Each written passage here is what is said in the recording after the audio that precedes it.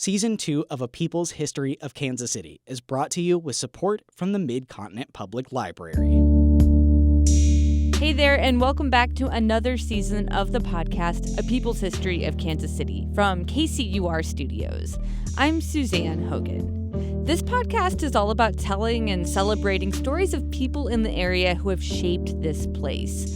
Stories of folks who lots of times have been written out of history, or who weren't properly recognized in their time for their contributions, for their bravery and vision. History happens every day. Nothing was going to stop her. You just realize that every little action that we take now is going to influence generations to come. Last season, we learned about a Wyandotte trailblazer who broke barriers to protect a sacred burial ground, an endangered German dialect being kept alive in rural Missouri, and how a seemingly psychic dog lifted people's spirits during the Great Depression. If you haven't already, go back and give those episodes a listen. And if you feel like it, you should write us a review and rate us and share these stories with your friends. This season, we're going to tackle probably one of Kansas City's most iconic stories. So you could say that the Kansas City style of barbecue comes from Henry Perry. And we're going to hear about an amazing Missouri woman who was born a slave and took unprecedented actions to defend freedom. And she wanted to find a way to earn her way, and someone said, hey, you can earn your way by being in the service. And because she didn't look like a woman, per se, they assumed automatically she was a man. This episode is all about getting to the bottom of how Kansas City, Missouri got its name, and to clarify some of the folklore around it. You know, and I travel, and people will say, where are you from? Oh, I'm from Kansas City. Oh, I've never been to Kansas. And I go, well. Even President Trump incorrectly congratulated the great state of Kansas after the Kansas City, Missouri Chiefs won the Super Bowl last year. People who live here know how common it is for outsiders to get it all confused because, well, there's more than one Kansas City. How many times have you had to explain it to people? You ought to have it printed up and just hand it to them. A little handbill. Yeah. So we're going to clear all that up. We're going to hear from legendary local broadcaster Walt Bodine. Night beat in Kansas City, 710 on your radio. This is Walt Bodine. And we're going to get to the bottom of a local urban legend about how Kansas City, Missouri was almost named something completely different, like Possum Trot. I guess it's possible. Possum Trot in Port Fonda could have been the case. Okay, so this is an anecdote I've known about as a person who's from here and grew up here, but I never really knew if it was true. I don't remember where I first heard this story from originally, but I've always just kind of known that Kansas City was almost named Possum Trot. I think it's the story that kind of stuck with me because I always liked the idea of it. One, just thinking back about the origin of this city that I love and the whole idea of naming a place and what that would have been like. And two, because I like possums. So I always just thought it was kind of fun to entertain the idea that I could have been from a city named Possum Trot. Early on, I even tried to name this podcast Possum Trot, but there was like this collective groan that people made when I pitched the idea to the newsroom. So we decided to come up with something else. I got a great name for you. How about Rabbitville? How about Possum Trot? Recently, my friend Matt Reeves, who works at the Kansas City Public Library's Missouri Valley Room, got asked a question. It was submitted through the Kansas City Star's KCQ series, where folks ask librarians to get to the bottom of a local curiosity, and then they write an article with the answer. It's a cool series, you should check it out. But this question came from a reader named Helen Higgins about a story she learned in middle school about why voting is so important. As a third grader at Belander Elementary School in the 90s, we learned that early on when Kansas City was a small town, the traders and merchants of the town voted on what to name their growing city. And Kansas City won by just one vote over Possum Trot. There you go. Every vote counts. Can you imagine having to tell people you live in Possum Trot? Ew. Civic responsibility is established. So, is it true? Was Kansas City really just one vote away from being named Possum Trot? My job was to get to the bottom of this question. Was this true? So Matt Reeves, our fearless librarian, whose job often takes him on deep dives into old public records or back into the history of people's houses, took on the challenge. And that's one of my favorite parts of this job, is that I get to go on a lot of wild goose chases looking for answers to things. And it was a wild goose chase, one that took him into a deep rabbit hole of history books and documents looking for references to Rabbitville and Possum Trot. I know, lots of animal references there. We know voting is important, but how close were we to being called Possum Trot? Was it really just one vote away? The breakthrough came in the most unlikely of places. And what would it mean if things had happened differently? Reporting from City Hall in downtown Possum Trot, I'm Lisa Rodriguez. And the weather in Possum Trot today, sunny, breezy, will reach a high of 72 degrees. It's incredible. The Possum Trot Royals have won the World Series. We're going to dive deep and clear up some of the confusion behind the story of how this city got this name. And how do stories that we share about our past influence the way we think about the present? It's the search for the truth in just a minute. Interested in learning more about today's episode? The Mid-Continent Public Library has you covered. Head over to mymcpl.org/phkc to connect with behind-the-scenes looks at the making of a people's history of Kansas City, as well as companion reading lists, upcoming local history programs, and other great library resources. So library goers of a certain generation will remember this sound. It's the sound of microfilm. Before computers and storage clouds, this was a way that newspapers and other sources were preserved. They'd put all types of documents onto this film that you could scroll through in a machine. And it was on microfilm that librarian Matt Reeves found the only primary source that exists about the day that Kansas City, Missouri got its name. As we'll learn, history can be a muddy thing. So first-hand sources like this can really help out. You could say the story starts in 1831, when French farmer Gabriel Prudhomme, who owned the land surrounding what is now the River Market in downtown Kansas City, Missouri, died unexpectedly. He died in a barroom scuffle, and then his family decided to sell off that property. A trader just a few miles south from the Missouri River named John McCoy, the son of a missionary, was operating an outpost called Westport, a place where recently resettled American Indian tribes and settlers heading west on different trails could trade and stock up on goods and supplies. McCoy was a businessman and thought creating a township that had access to the Missouri River would help grow his business. So after some legal struggles, he got together a town company, which was a group of about 14 guys with money who bought the land of what is now considered downtown Kansas City, Missouri in 1838. The price tag? $4,220. This new town company, a group all made up of white men, retired to a small cabin owned by a guy named One-Eyed Ellis. And they're trying to figure out what to name this new town or city they hope to build. You can imagine they're sitting in this small frontier cabin talking about what to name this property. As you're imagining these things, you'll do what some historians and later on what one of the key figures in this story does, which is you start to envision them sitting there, and maybe there's a fire going, and maybe they're passing around whiskey or talking about something, right? Like your imagination just kind of runs wild with all of these frontier notions. It's kind of like those Wild West frontier scenes you see in movies. So yeah, your imagination could start to run a little wild. One-Eyed Ellis's cabin, right? I mean, for goodness sakes, he's called One-Eyed Ellis, you know? John McCoy, our Westport entrepreneur, is the only guy who wrote about what happened during that time at One-Eyed Ellis's cabin back in 1838. He wrote about it almost 40 years after the event took place in the newspaper. That's the article Matt Reeves found on microfilm. In that account, there is no mention of a fire or whiskey being passed around or a saloon piano. I added that detail. But here's McCoy's account of what happened. So the 14 of them are hanging out at One-Eyed Alice's cabin.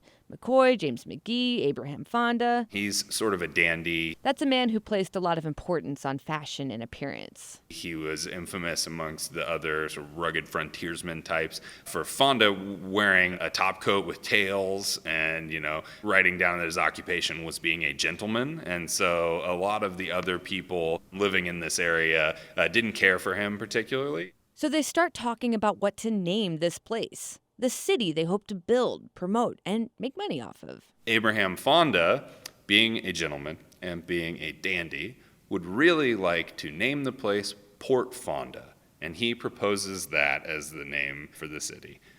This is not popular. No one likes this idea for two reasons. One, Fonda had tried to sneakily buy the land beforehand at a much lower price, so the group kind of resented him for that. And the suggestion was really all about him. And that gets the big thumbs down. So then, according to McCoy, they try and figure out another name, and they do what people have done trying to figure out names for a long time. They grab in McCoy's word, an old Noah's Webster's dictionary and start flipping through that and kind of being, oh, this thing, or oh, that, or what do you think about this? This conversation is just kind of going on, and they can't really come to an answer. And then at this point, Squire Bowers, who has been sitting over in the corner, we might imagine, listening to all these property owners, or new property owners, try and come up with a name of their city, chimes in and says, I've got a name for you. For the record, Squire Bowers is not part of the township group. He's just a guy hanging out at One-Eyed Alice's cabin. McCoy later refers to him as a hard-scrabbled character who lived in a hollow.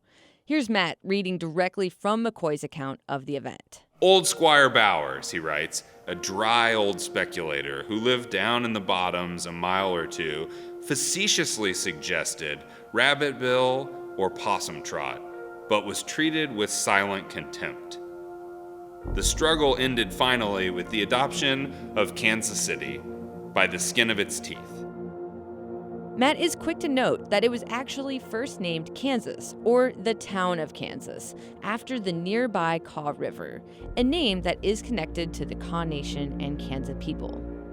But where's this one vote business? And it doesn't even sound like Possum Trot was an actual consideration.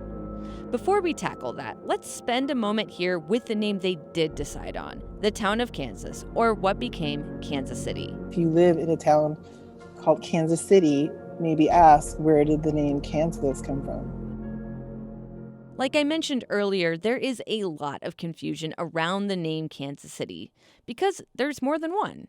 There's Kansas City, Missouri, Kansas City, Kansas. There's North Kansas City, which, yes, is its own city. We, as folks who live in the metro, are keenly aware of which communities are on the Kansas side, whether that's in Johnson County or Wyandotte County, and which communities are on the Missouri side, and are they north of the river, are they in North KC? Like, we know all of this stuff, and it kind of matters to us. Matt Reeves is a proud Midwesterner too, but makes the point that it matters to us, but it really doesn't matter that much to folks who don't live here.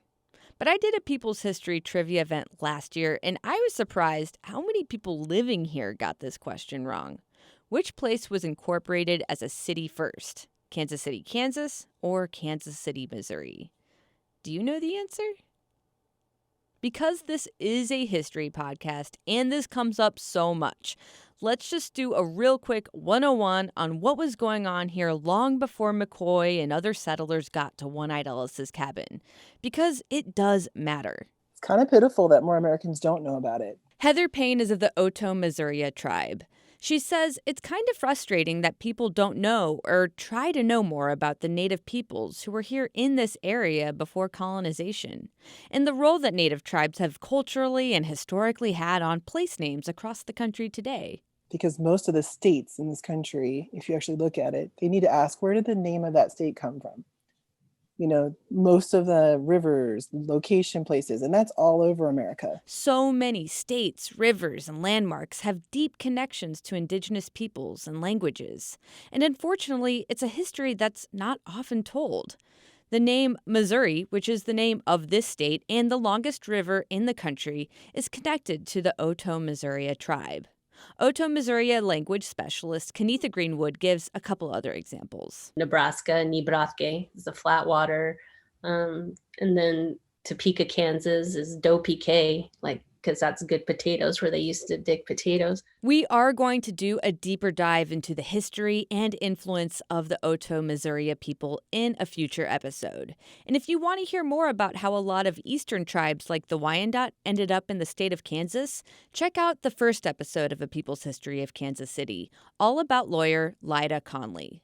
But I'd like to share with you this land acknowledgement statement that Melody Delmar with the Missouri Humanities Council put together in honor of the peoples who were here before Kansas City was maybe almost named Possum Trot, and Kansas or Missouri were states. Missouri Humanities respectfully acknowledges that the land on which we reside has cultural significance for many Native peoples, including the Osage, Oto-Missouri, Sauk and Fox, Iowa, Kansas, Illini, Kickapoo, Peoria, Shawnee, Delaware, Sioux, Yankasha, and Cherokee. We are ever mindful that these peoples continue a sacred relationship with the lands we occupy, and we both recognize and appreciate their integral contributions to the land we currently call home. It's important for every person living in Missouri and Kansas, in whichever Kansas City or surrounding suburb, to know that these place names have indigenous roots, and to recognize that this land belonged to many peoples before colonization. I recognize that each tribe's history and story is very different and nuanced. But basically, to kind of sum it up, before Westport founder John McCoy came along, who is often considered the father of Kansas City, this place, that is now Kansas City, was a place because of the Kaw and Missouri River, existing trails, and native peoples that was already a crossroads in many regards. It was an important intersection and trade route between many tribes and later with colonizers. The Louisiana Purchase happened in 1803. Basically, France sold the area that is now Missouri and included a big part of our country's midsection to the newly independent United States. This purchase nearly doubled the size of the U.S., a nation that was only a little over 20 years old. And it's important to be clear that France sold their claim to the land, not the actual territory, which still belonged to numerous tribes who lived here. Matt Reeves is quick to bring this point up when we think about Kansas City's founding father story. We're often celebrating this white story of movement and expansion, but there's a parallel story of forced relocation and oppression that needs to be told as well. By 1831, where our original hunt behind the name Possum Trot began, when French farmer Prudhomme died in the barroom scuffle, the state of Missouri was about 10 years old. At this point, a lot of regional native tribes were being forced to assimilate or move to reservations, as native eastern tribes were also being forced off their land to this area. On the one side, there are white immigrants who are choosing to go out here to try and stake claims out in the West. On the other side, there are a lot of indigenous peoples who are being forcibly routed through Kansas City on their way to what would become Indian reservations in the Kansas area, and then Indian territories, which we now know today as the state of Oklahoma. So to bring it back to One-Eyed Ellis's cabin and the naming of Kansas City, in 1838, the area that is now downtown Kansas City, Missouri, was bought and named the town of Kansas after the nearby Kaw River, a name we can thank the Kaw Nation or Kansas people for. This town of Kansas, in Missouri, eventually incorporated in 1853. The state of Kansas was established after that, before the Civil War in 1861. And the town of Kansas City, Kansas, was incorporated a little over a decade after that, in 1872. So to answer my own trivia question, the town of Kansas in Missouri was incorporated first, before Kansas was even a state. I know it's still kind of confusing, but that's the general timeline. And I'm not even going to get into the whole North Kansas City bit. But with all these different Kansas cities, you start to wonder, could we have come up with something a little different? I mean, how close in actuality were we to Port Fonda, Rabbitville, or Possum Trot? Matt Reeves believes, based on McCoy's account, that old Squire Bowers was offering Rabbitville and Possum Trot mostly as a joke. He's trolling them. He's like, hey, you guys can't decide. I got a great name for you. How about Rabbitville? How about Possum Trot? But if Possum Trot was the thing that was never taken all that seriously, how did we get to this ad that ran in the Kansas City Star for Possum Trot Fest, an event that used to happen in the 1980s that was a benefit for historic preservation? I'll have Matt read the ad. Why Possum Trot? ? And goes on to explain. If One-Eyed Ellis had had his way back in 1838 when the Founding Fathers met in his cabin to name the rapidly growing riverfront settlement, we'd be living in Possum Trot, Missouri. Possum Trot lost by just one vote to the town of Kansas. As the town grew, the name was suitably changed to Kansas City. So here we have an even further corruption, right? So now it's not Squire Bowers that John McCoy says was the one promoting this, but One-Eyed Ellis. As you can see, the story is getting even more muddy. And where is this whole one-vote business coming from? McCoy says the struggle ended finally with the adoption of Kansas City, quote, by the skin of its teeth, and that it was a suggestion met with silent contempt. How did all this get started? Well, it's kind of like the game of telephone. Well, you know how these things start. One guy tells another guy something, and then he tells two friends. And they tell two friends, and they tell their friends, and so on, and so on, and so on. You know how these things go. And it turns out my connection to this person behind this whole one-vote Possum Trot story, which is a great story, is far deeper than I could have ever imagined. Hey, it's Gina Kaufman. I've got a new podcast from KCUR Studios. It's called Real Humans by Gina Kaufman, and each episode is kind of like a letter from me to you about this pandemic life we're living. Subscribe wherever you get your podcasts. Real Humans by Gina Kaufman. Okay, so like I said, Matt Reeves dug through history books and articles looking into the origin of how the town of Kansas in Missouri got its name in 1838. And then he had a breakthrough. The breakthrough came in the most unlikely of places. Matt Reeves had scored through public records and dozens of local history books, trying to figure out any mention of this one-vote Possum Trot claim. And then he found this thin green book called Through the Years in Kansas City, a promotional history book published by Stein and McClure Funeral Homes in 1961. Yeah, so this doesn't talk about voting. It says that the city only narrowly missed being called Possum Trot, but that's the first time that we find in the game of telephone that historians play that someone's saying it was almost Possum Trot. And then we find that there are two people who have been credited with doing the research and writing for this promotional history from Stein and McClure. The two folks there are Gene Glenn and Walt Bodine.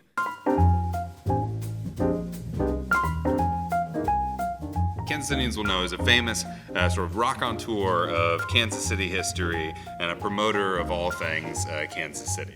Okay, for those of you who don't know, Walt Bodine is a local broadcast legend. He had a career working in radio that lasted over 60 years, when radio was still a fledgling medium. My first job in radio was as the producer for The Walt Bodine Show on KCUR. This was the theme that would play every morning at 10. Long before I met Walt in the early 2000s, he had already had a long and accomplished broadcast career. He covered the disastrous flood in 1951, the devastating Ruskin Heights tornado of 1957. He had a way with bringing scenes to life with words. For the dead of the May 20th tornado in suburban Kansas City, it was the end of the world. For the injured, it was a painful beginning. For the unhurt survivor, it became a lasting memory, a tattoo upon the mind that nothing would ever completely remove. He covered the riots that broke out in Kansas City after Martin Luther King Jr. was assassinated. I believe we have more in common as human beings, walking on two legs, bleeding red blood, needing food, needing love, needing the things that we do, much more in common than we have apart. And he hosted tons of different shows throughout the years. This is Walt Bodine. And this is Gene Glenn. And this program is Conversation. What do you say to that? What do you think of that, Larry? Time for Conversation with Walt Bodine and Gene Glenn. Perhaps his most popular show was a late-night call-in show called Night Beat. You're truly WHB. Night Beat in Kansas City, 710 on your radio. This is Walt Bodine. Where one time, a guy called in who lived in an apartment in Midtown and said he had a pet lion. Walt was skeptical, so the guy, Mr. Weber, and his lion came into the studio. Oh, brother, if I can only tell you what I'm looking at. Well, I can. Play by play, Mr. Weber believes in togetherness with this lioness, and so while I was about to do the commercial, Mr. Weber got on the floor with the lion. Mr. Weber has just been eaten entirely up alive. No. Got on the floor with the lion, flat on his back, and then the lion came over and with its big face looked down into his face, which is just a nice, normal, average human face. Or was up till just lately. It's the sort of thing you'd see in any studio any night. All of this to say, Walt had a great sense of humor and a unique sense for how to make things interesting and to create a real relationship with listeners. He was a great mentor and friend to me personally. He died in 2013 when he was 92 years old. When I learned from Matt that Walt might be the culprit behind this whole one-vote Possum Trot business, I couldn't believe it.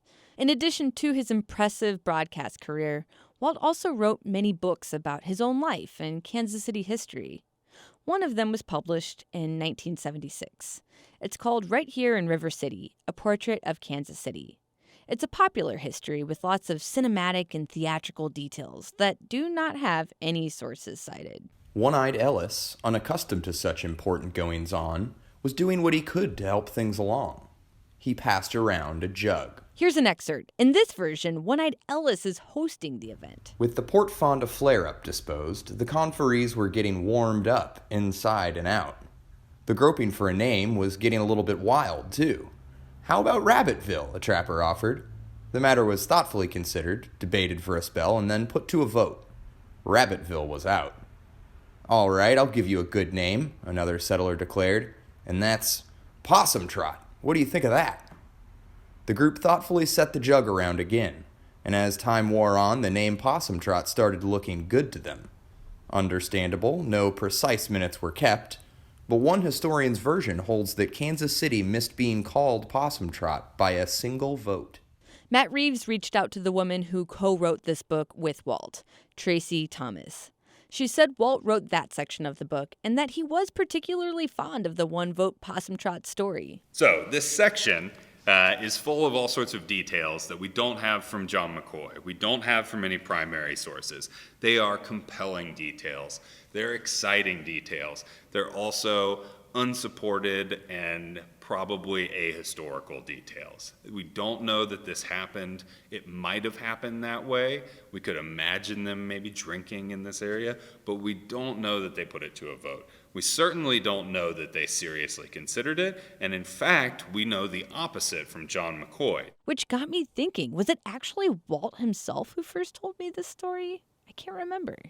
So Walt was the great storyteller who was getting people engaged in Kansas City history, and for that, our community will be forever grateful to him and for his contributions. And then it's my job as sort of the stick-in-the-mud historian to push my glasses up under the brow of my nose and go, well, actually, there's no evidence that it was ever one vote.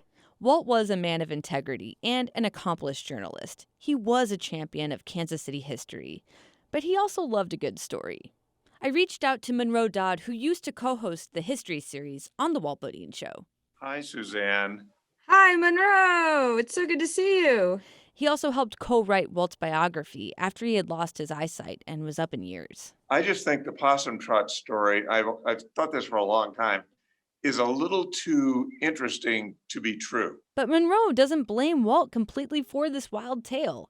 He also points a finger at John McCoy. Toward the end of his life, was thought to have had some dementia as he faded away. Monroe is also a retired newspaper guy. He worked for the Kansas City Star for years, and he reminds me that newspapers were still a pretty new thing in Kansas City in 1880, when John McCoy finally wrote about his take on what had happened at One-Eyed Ellis's cabin back almost 40 years before in 1838. And little columns he'd do, almost like little letters to the editor. I remember this. And I remember that and those things. Can't Yeah, remember the name of what. It's Tales of an Old Timer. Yes, very good. Tales of an Old Timer. And I think the old timer got a little fuzzier as time went by way back then. Today, in an era where it seems like everybody is documenting almost every part of their lives on social media, it's wild to think that one written published memory over 40 years after the fact from a self-described old-timer is all we have to go off of here. And I guess it's possible Possum, Trot, and Port Fonda could have been the case. But I sure wouldn't want to write it as the gospel truth. We know that truth and facts matter, but we may never know exactly what happened at One-Eyed Ellis's cabin. Gosh, is that part even true? Either way, that's why documentation and telling stories is so important.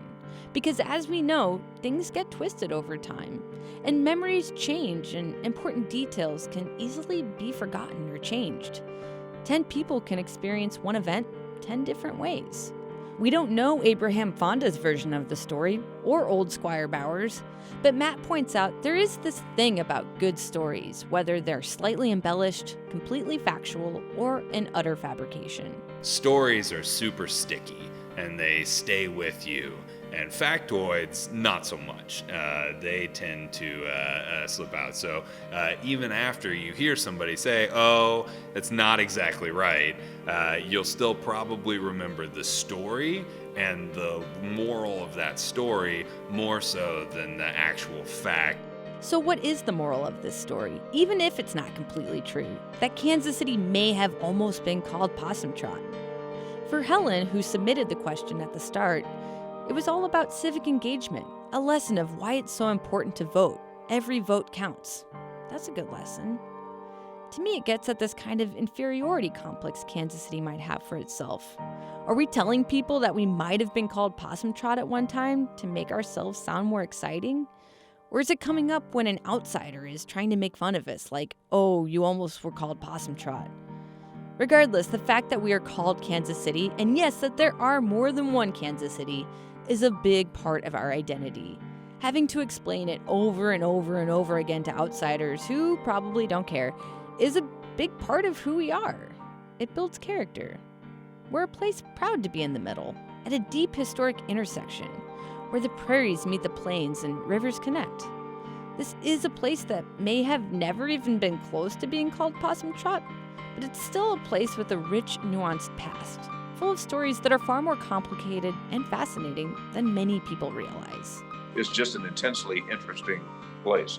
All these threads of American life and adventure, railroading, cattle, and the borders, the frontier, everything, so much went through that. The jazz, the gambling, the heyday, then there's the reaction to that. I mean, it's endlessly fascinating. And we're going to continue to celebrate and tell those stories here on A People's History of Kansas City. Say Kansas City. I hold it down for the city that I'm at. That's Kansas City boy in the middle of the map, yeah. And I'm KC stuntin'. Welcome to the town, homie. You don't want nothing, no. And if you cut me, I would probably bleed. Red and yellow, red and yellow, red and yellow, red and yellow. A People's History of Kansas City is a production from KCUR Studios with the support of the Mid-Continent Public Library.